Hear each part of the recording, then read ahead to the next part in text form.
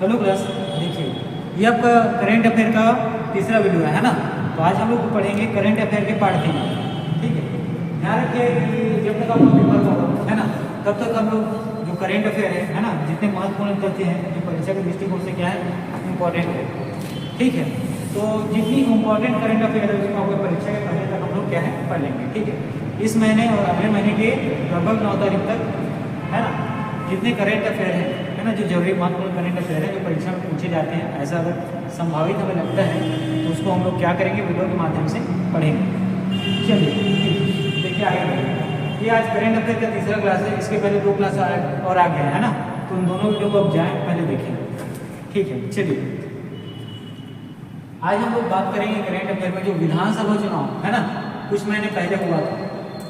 ठीक, छत्तीसगढ़ में जो विधानसभा चुनाव हुआ था 2023 में, ठीक है, उसके बारे में देखेंगे कुछ चीज़ें। वैसे विधानसभा के बारे में जो चीज़ें हैं, बातें वो इतने में नहीं खत्म हो जाएगी, इसके लिए भी 2-3 है ना। इसके बाद जैसे वीडियो और आते जाएगा है ना, क्योंकि एक ही वीडियो में बताता तो वो पूरा एक ही विधानसभा का क्या हो जाता, एक ऐसा टॉपिक आता और साथ में है ना वो थोड़ा बोरिंग सा हो जाता। इसीलिए इसकी थोड़ी थोड़ी बातें हम लोग 5-6 वीडियो के माध्यम से पढ़ेंगे।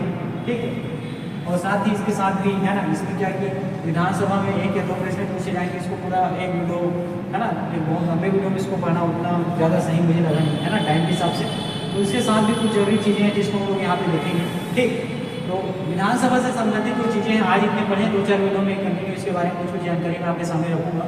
ठीक है, और इसी को पढ़ना है ना लगभग एक लंबे वीडियो में 30 मिनट 40 मिनट के वीडियो सिर्फ एक ही टॉपिक को लेके, और वो भी 2 नंबर या 3 नंबर से प्रश्न आएंगे, उससे ज़्यादा मुझे नहीं लगता कि यहाँ से प्रश्न पूछे जाएंगे। ठीक है, चलिए ठीक। अब छत्तीसगढ़ का विधानसभा चुनाव है ना, इसमें आपको याद रखना है कितने सीट के लिए विधानसभा चुनाव हुआ था, तो है 90।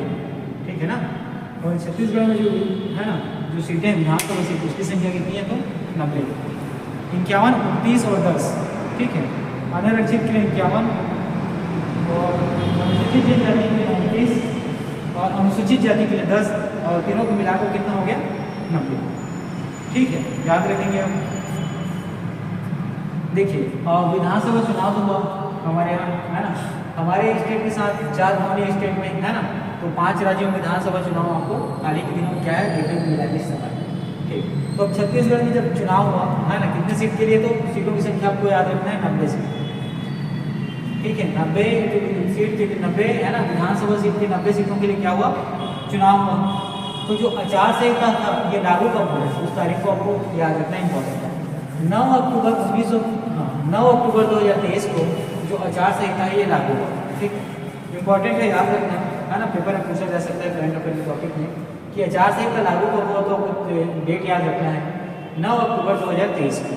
ठीक है, और जो चुनाव हुआ विधानसभा चुनाव, इसका शुभंकर क्या है, तो उसका है शुभंकर। ऐसा प्रश्न पूछा जाता है, इसमें स्लोगन क्या था, शुभंकर क्या था, उसका थीम क्या था। ठीक है, आजकल ऐसा प्रश्न देखने को मिला है, तो हम लोग इसको भी पढ़ते हैं शुभंकर क्या था।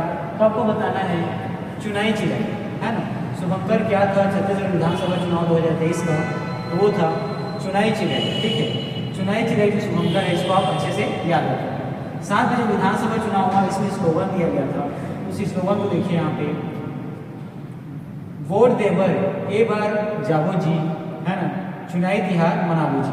ठीक है, ये स्लोगन आप याद रखेंगे।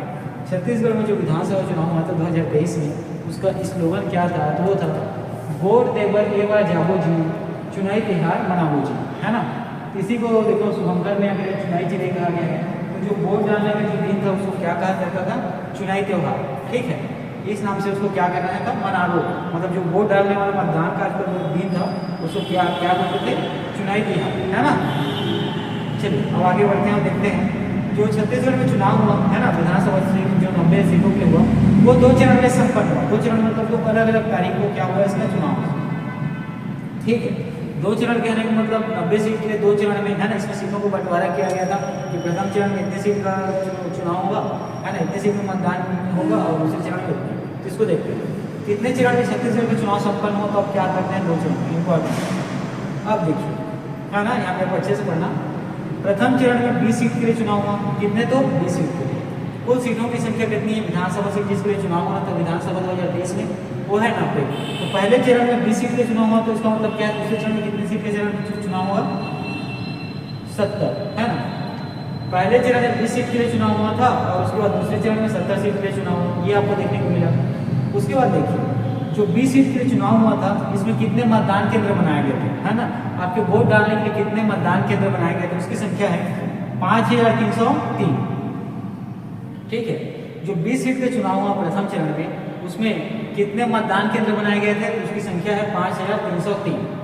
ठीक, इसी में आप देखिए जब 70 चरण के लिए चुनाव हुआ, ठीक है, तो वहाँ मतदान केंद्र कितने बनाए गए थे, आप कितने मतदान केंद्र बनाए गए थे वोट डालने के लिए, है ना, वो है 18,806।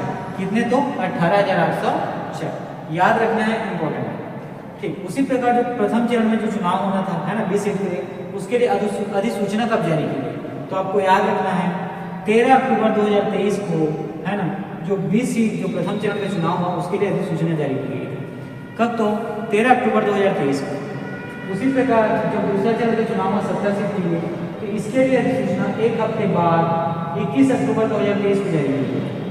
ठीक है, अब दोनों चीज़ को यहाँ से कंपेयर करेंगे कि पहले चरण में जब चुनाव हुआ 20 सीट के लिए तो अधिसूचना 13 अक्टूबर 2023 को जारी की गई। ठीक है, जब दूसरा चरण का चुनाव होता है 70 सीट के लिए, तो वहाँ अधिसूचना पहले चरण के लिए जो अधिसूचना जारी की गई थी 13 अक्टूबर 2023 को, उसके एक हफ्ते बाद 21 अक्टूबर 2023 को क्या की गई, जारी की गई। ठीक, अब देखिए पहले चरण जो 20 सीट का हुआ उसमें मतदान हुआ था 7 नवंबर 2023 को, याद रखना बहुत इंपॉर्टेंट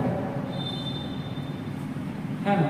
जब पहले चरण का जब चुनाव हुआ जो 20 सीट के लिए हुआ था, ये इसके लिए जो मतदान कब किया गया, तो तारीख कब याद रखना है, 7 नवंबर 2023 को। कौन से तारीख को, तो 7 नवंबर 2023 को। ठीक है, उसी प्रकार द्वितीय चरण में जब चुनाव होता है तो वहाँ मतदान कब हुआ, है ना, वोट कब डाले द्वितीय चरण में, तो 7 नवंबर 2023 को। कब, तो माफ करिएगा 17 नवंबर 2023 को। ठीक है, आपको क्या याद रखना है, 17 नवंबर 2023 को, और जो प्रथम चरण है वो है 7 नवंबर 2023 को। यहाँ पे आपको कितने दिन का डिफरेंस देखने को मिलता है, 10 दिन। ठीक है, तो यहाँ पे ध्यान देंगे प्रथम चरण का जो 20 सीट के लिए चुनाव हुआ इसके लिए मतदान तिथि क्या थी जब आपने वोट डाले, वो था 7 नवंबर 2023। और उसी प्रकार द्वितीय चरण जिसमें 70 सीट के लिए वोट डालना था, है ना, इसके लिए जो मतदान तिथि थी वो थी 17 नवंबर 2023 को। ठीक है, वो गलती से मैंने 7 बोल दिया था, आप उसको कोरिलेट करेंगे क्योंकि प्रथम चरण में 7 नवंबर। ठीक है, तो 7 नवंबर पहले चरण में याद रखना है, दूसरे चरण में आपको याद रखना है 17 नवंबर 2023 को। ठीक, चलिए अब देखिए मतगणना। ठीक है, आपने क्या किया, मतदान केंद्र में जाके अपना वोट, है ना, अपना मत दिया। ठीक है, उसके बाद इन वोटों की गिनती हुई, उसको क्या कहते हैं, मतगणना। ठीक है, जो वोटों को आपके द्वारा जो वोट दिया गया था, मतदान किया गया था, उसको क्या कहते हैं, तो मतगणना के नाम से जाना जाता है। तो देखिए प्रथम चरण जो 20 सीट के लिए क्या हुआ, मतदान आपने किया था, इसके लिए मतगणना कब हुई, तो 3 दिसंबर 2023 को, याद रखना है डेट। ठीक है, प्रथम चरण जिसमें 20 सीट के लिए क्या हुआ, मतदान किया गया आपके द्वारा, उसकी आपकी मत जो है ना, आपके जो मत दिए थे, है ना, विधानसभा चुनाव में, उसकी गणना कब हुई, तो ये हुई थी 3 दिसंबर 2023 को। ठीक है, उसी तरह इसमें भी याद रखना कि द्वितीय चरण में जिसका आपने मतदान किया था 17 नवंबर 2023 को, इसके लिए जो गणना है ये 3 दिसंबर 2023 को। ठीक है, यहाँ पे आपको एक चीज़ देखने को मिला कि मतगणना जो मत की जो गणना हुई है ना, वो दोनों का क्या है, डेट एक ही होता है। ये सभी जगह एक ही होता है, सभी विधानसभा चुनाव में आपको एक ही दिन देने को मिलेगा। भले चुनाव का जो है ना चरण अलग अलग हो, लेकिन मत की गणना क्या होती है, एक ही दिन होती है। ठीक है, तो प्रथम चरण के लिए मतगणना कब हुई, 3 दिसंबर 2023 को, और द्वितीय चरण के लिए मतगणना हुई 3 दिसंबर 2023 को। ठीक, यह है छत्तीसगढ़ के जो विधानसभा चुनाव 2023 में हुआ उसके बारे में संबंधित बातें। आपको एक चीज़ याद रखना है, एक ही वीडियो मैं ना ला के, है ना, क्योंकि एक ही वीडियो में लाता तो लगभग ये 1-1.5 घंटे का बन जाता। ठीक है, इसी को हम लोग करंट अफेयर की जो क्लास वाली सीरीज चलेगी, जैसे पार्ट 3 है, इसके बाद 4, 5, 6 जितने भी हो सके, है ना, मैक्सिमम चीज़ को कवर करने की कोशिश करेंगे। उसमें 20 वीडियो में आपको छत्तीसगढ़ विधानसभा से संबंधित जो महत्वपूर्ण चीज़ें उसको बताऊँगा, क्योंकि यहाँ से 2 या 3 क्वेश्चन ही, है ना, मैक्सिमम 2 या 30 क्वेश्चन ही आएंगे। इसको बहुत लंबे वीडियो में पढ़ना, 1 घंटा 1.5 घंटे की वीडियो में पढ़ना मुझे सही नहीं लगा। ठीक, तो आपको इसी करंट अफेयर के जैसे ही भाग आगे जाएंगे, जो विधानसभा चुनाव से संबंधित जो अलग अलग चीज़ें हैं महत्वपूर्ण, उसको मैं आपको बताते जाऊँगा।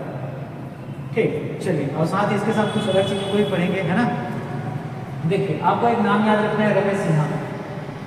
क्या नाम रखना है, याद रखना है, रमेश सिन्हा। ये जो है छत्तीसगढ़ उच्च न्यायालय के मुख्य न्यायाधीश क्या हुए, नियुक्त हुए। ठीक है, आपको याद रखना है किनका नाम, तो जज रमेश सिन्हा जी का। ठीक है, जज रमेश सिन्हा जी जो है छत्तीसगढ़ हाई कोर्ट के मुख्य न्यायाधीश क्या हुए, नियुक्त हुए। और साथ में याद रखना है कि ये कौन से क्रम के मुख्य न्यायाधीश है छत्तीसगढ़ उच्च न्यायालय के, तो 15वें क्रम, ठीक है। कौन से क्रम का, तो 15वें क्रम का, मतलब इसके पहले 14 और है ना मुख्य न्यायाधीश यहाँ क्या है अपना पद ग्रहण कर चुके हैं, ठीक है। तो याद रखना है रमेश सिन्हा जो है छत्तीसगढ़ उच्च न्यायालय के क्या तो मुख्य न्यायाधीश नियुक्त किए गए और ये 15वें क्रम के मुख्य न्यायाधीश थे, ठीक। अब इसके बाद एक चीज याद रखना चाहिए, पेपर में पूछा जाता है, ये देखने को मिला है कि जो नियुक्त हुए है ना और वो जिसका स्थान लेंगे, ठीक है, उनके बारे में प्रश्न पूछा जाता है। जो नियुक्ति है उससे संबंधित प्रश्न पूछा जाता है, साथ ही जो नियुक्ति किसके पद पर हुई है ना उसके पहले उस पद पर कौन से व्यक्ति कार्यरत थे उनका नाम पूछा जाता है। तो देखिए यहाँ पे रमेश सिन्हा को क्या किया गया, छत्तीसगढ़ उच्च न्यायालय के मुख्य न्यायाधीश के रूप में क्या किया गया, नियुक्त किया गया। और ये 15वें क्रम के हैं। इन्होंने स्थान किसके लिया, किसका लिया स्थान, किसका लिया, कहने का मतलब इनके पहले, इनके ठीक पहले कौन उस पद पर आसीन थे, तो नाम याद रखना है न्यायमूर्ति अरूप कुमार गोस्वामी, ठीक है, न्यायमूर्ति अरूप कुमार गोस्वामी, ठीक है। रमेश सिन्हा के पहले है ना छत्तीसगढ़ उच्च न्यायालय के मुख्य न्यायाधीश है, उनका नाम था न्यायमूर्ति अरूप कुमार गोस्वामी, ठीक है। और न्यायमूर्ति अरूप कुमार गोस्वामी का ही स्थान लेंगे कौन, न्यायमूर्ति रमेश सिन्हा, ठीक है। ये इंपॉर्टेंट है, आप अच्छे से याद रखो, है ना, ये बहुत हाईली इंपॉर्टेंट क्वेश्चन है, परीक्षा में पूछने की है ना महत्तम संभावना है यहाँ से। चलिए अब आगे देखते हैं, ठीक है। रमेश सिन्हा के बारे में आप लोगों ने यहाँ से जानकारी मिल गई।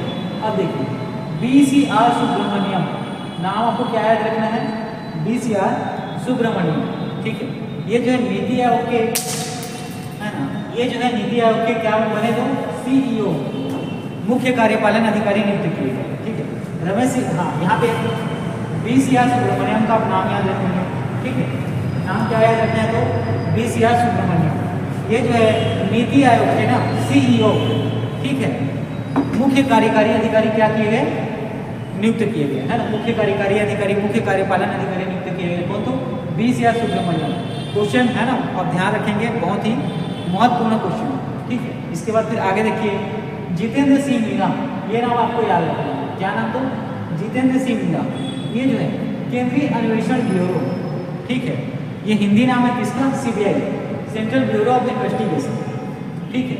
तो जितेंद्र सिंह मीणा का नाम आपको याद रखना है, CBI केंद्रीय अन्वेषण ब्यूरो के DIG, ठीक है, DIG उप महानिरीक्षक नियुक्त किए गए, ठीक है। इंपॉर्टेंट है, आपको याद रखना है नाम जितेंद्र सिंह मीणा, इनको CBI है ना सेंट्रल ब्यूरो ऑफ इन्वेस्टिगेशन, जिसका हिंदी में नाम होता है केंद्रीय अन्वेषण ब्यूरो, इसके DIG, हाँ, डायरेक्टर ऑफ इंस्पेक्टर जनरल, ठीक है, क्या उप महानिरीक्षक नियुक्त किए गए, ठीक। ये बातें हो गई जितेंद्र सिंह मीणा के बारे में। अब कुछ चर्चित स्थल देखते हैं, है ना, ये इंपॉर्टेंट स्थल है, इसके बारे में हम लोग देखते हैं और पढ़ते हैं, आप ध्यान से पढ़िए अच्छे से, ठीक। देखिए छत्तीसगढ़ का पहला एयर म्यूजियम,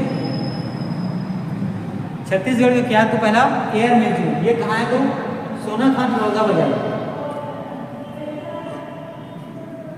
याद रखेंगे आप यहाँ से, छत्तीसगढ़ का पहला एयर म्यूजियम ये कहाँ है, तो सोनाखान बलौदाबाजार जिले में, ठीक है। यहाँ मैं जैसे डबल भी लिखा हूँ, एक्चुअल में क्या है उस जिले का है ना कोड है वहाँ पे, ठीक।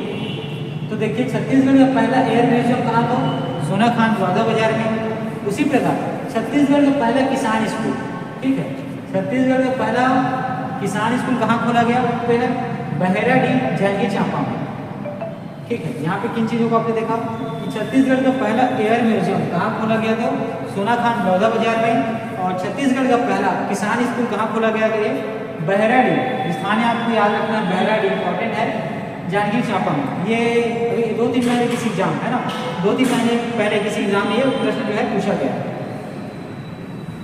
ठीक है। मेरे ख्याल से ये अपेक्स बैंक के है ना, अपेक्स बैंक का जो वनडे एग्जाम हुआ था उसमें ये चीज़ आपको देखने को मिलेगा मॉर्निंग शिफ्ट में। छत्तीसगढ़ का पहला किसान स्कूल कहाँ खोला गया, तो आपको याद रखना है बहेराडीह जांजगीर चांपा, ठीक। चलिए आगे देखते हैं, ठीक है। उन तथ्यों को मैं है ना मुझे ऐसा याद आ रहा है, ठीक। वहाँ से आप एक बार क्या कर सकते हैं, विजिट करके देखिए। शासकीय प्लास्टिक रिसाइकिल फैक्ट्री, ठीक है, छत्तीसगढ़ का पहला शासकीय प्लास्टिक रिसाइकिल फैक्ट्री ये कहाँ खोला गया, तो बुरुंगवाड़ा बस्तर जिले में, ठीक है। ये चीज़ याद रखना आप लोग। छत्तीसगढ़ का पहला शासकीय प्लास्टिक रिसाइकिल फैक्ट्री ये कहाँ को बोला गया, तो ये है ना बुरुंगवाड़ा स्थान का नाम आप याद रखेंगे। कहाँ है, तो बस्तर जिले में। ठीक है, कहाँ है, तो बस्तर जिले में। ठीक, यहाँ पे आप लोग ध्यान देंगे कि छत्तीसगढ़ का पहला शासकीय प्लास्टिक रिसाइकिल फैक्ट्री ये कहाँ खोला गया, तो इस स्थान का नाम आपको याद रखना है, बुरुंगवाड़ा। और ये कौन से जिले में स्थित है ना, कौन से जिले में ये स्थल है, तो है बस्तर में। चलिए ठीक, अब हम लोग आगे बढ़ते हैं और पढ़ते हैं छत्तीसगढ़ का पहला जुगनू महोत्सव। ठीक है, आपको याद रखना है छत्तीसगढ़ का पहला जुगनू महोत्सव ये कहाँ हुआ था, ये हुआ कांकेर घाटी राष्ट्रीय उद्यान जगदलपुर में। ठीक है, यहाँ पे आप लोग देखेंगे कि छत्तीसगढ़ का पहला जुगनू महोत्सव ये कहाँ आयोजित हुआ है, तो आपको याद रखना है कांकेर घाटी राष्ट्रीय उद्यान जगदलपुर। ठीक है, कांकेर घाटी राष्ट्रीय उद्यान जगदलपुर आपको याद रखना है। यहाँ क्या हुआ था, तो छत्तीसगढ़ का पहला जुगनू महोत्सव हुआ। चलिए अब आगे बढ़ते हैं। छत्तीसगढ़ का पहला सीवरेज ट्रीटमेंट प्लांट ये कहाँ स्थापित किया गया, तो आपको स्थान का नाम याद रखना है, बालीकुंटा। क्या, तो बालीकुंटा, और कहाँ है, तो जगदलपुर जिले में स्थित। ठीक है, छत्तीसगढ़ का पहला सीवरेज ट्रीटमेंट प्लांट कहाँ स्थापित किया गया, तो आपको याद रखना है स्थान का नाम बालीकुंटा। कौन से नाम याद रखना है, बालीकुंटा, और कौन से जिले में है, तो एक जगदलपुर जिले में स्थित है। ठीक, चलिए अब आगे बढ़ते हैं। छत्तीसगढ़ का पहला है ना, यहाँ देखिए मक्का प्रसंस्करण पर आधारित छत्तीसगढ़ का पहला एथेनॉल प्लांट। क्या, तो एथेनॉल प्लांट ये कहाँ खोला गया है, तो कोकड़ी ग्राम कोंडागांव में खोला गया है, याद रखेंगे आप। ठीक है, मक्का प्रसंस्करण। ठीक है, मक्का प्रसंस्करण पर आधारित छत्तीसगढ़ का पहला किसका प्लांट है, तो एथेनॉल प्लांट है। आपको ये याद रखना है, इसका प्लांट है, इंपॉर्टेंट है, एथेनॉल प्लांट है। और ये कहाँ खोला गया, तो कोकड़ी कोंडागांव। कहाँ, तो कोकड़ी कोंडागांव। ठीक, देखिए इस चीज को आप याद रखेंगे, है ना, कि मक्का प्रसंस्करण पर आधारित छत्तीसगढ़ का पहला एथेनॉल प्लांट ये खोला गया कोकड़ी, है ना, कोंडागांव जिले में। अब ये चर्चित स्थल आज हम लोग इतना ही पढ़ा, इसके बाद आगे कंटिन्यू इससे संबंधित और भी वीडियो आएंगे। ठीक है, आज फिलहाल इतना ही देखिएगा, फिर नेक्स्ट वीडियो में इससे आगे बढ़ेंगे। ठीक, चलिए आगे देखते हैं आप। अब देखिए 37वां नेशनल गेम्स। ठीक, 37वां है ना, 37वें क्रम का राष्ट्रीय खेल हुआ। ठीक, कहाँ हुआ, तो आयोजित हुआ गोवा में। ठीक, कहाँ आयोजित हुआ, तो गोवा में। और मेजबान राज्य भी कौन है, तो गोवा है। ठीक, आपको यहाँ पे ध्यान देना है कि 37वां नेशनल गेम्स है ना, 37वां राष्ट्रीय खेल ये कहाँ हुआ, तो गोवा में। और मेजबान राज्य कौन सा है, तो गोवा। ठीक है, और इसमें जो हम लोगों ने थीम, ठीक है, ये देखिएगा आदर्श वाक्य थीम गेट सेट गोवा 2000 है ना, गेट सेट गोवा, ये इसका क्या है, तो थीम। जो 37वां राष्ट्रीय खेल है इसका थीम क्या है, तो गेट सेट गोवा। आपको याद रखना है। ठीक है, परीक्षा में पूछा जा सकता है। जो 37वां जो राष्ट्रीय खेल है इसका आदर्श वाक्य थीम क्या है, तो गेट सेट गोवा। ठीक, अब देखिए जो 37वां राष्ट्रीय खेल जो गोवा हुआ ये कब से कब तक हुआ, तो 28 अक्टूबर से 9 नवंबर 2023 तक। डेट आपको याद रखना है। ठीक है, और ये जो 27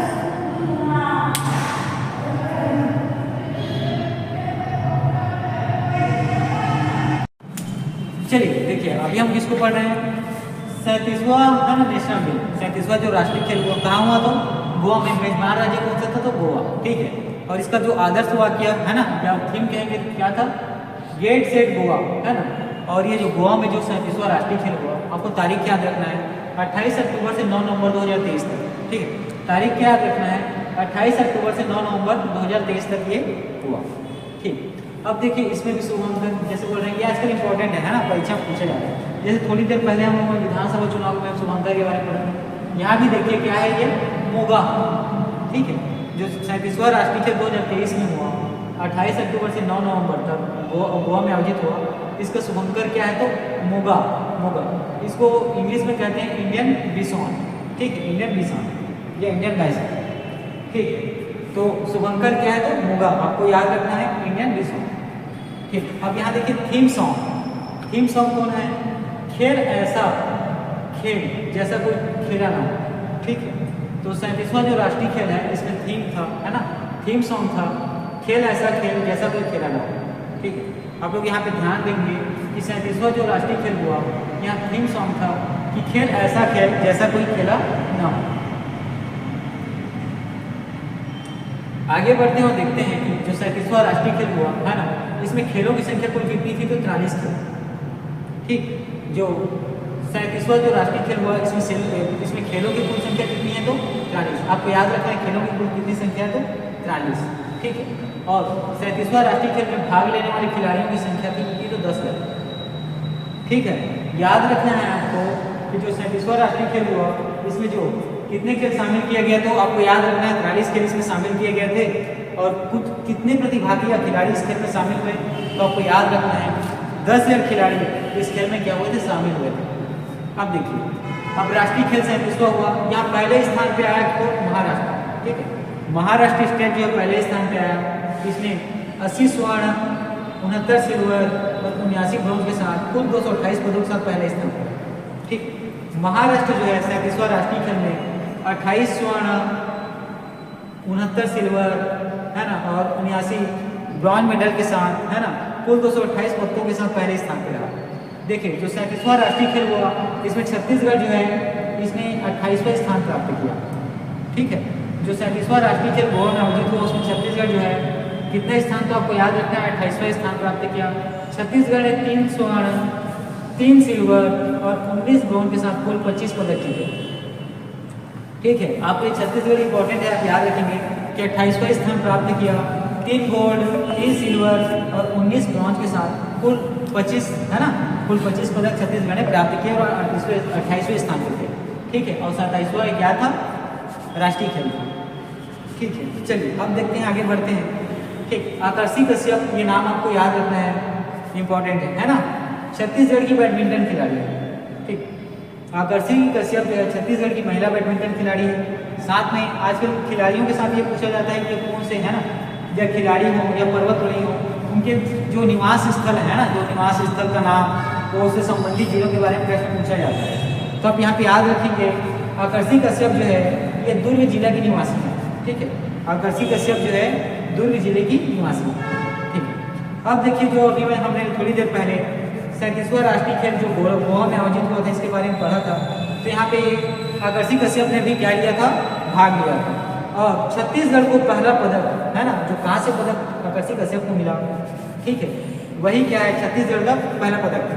ठीक, तो यहाँ पे आपने क्या देखा कि 37वां राष्ट्रीय खेल में भाग किसने लिया था, तो छत्तीसगढ़ की बैडमिंटन खिलाड़ी नाम है आकर्षी कश्यप, और छत्तीसगढ़ को पहला पदक भी इन्हीं ने दिलवाया था।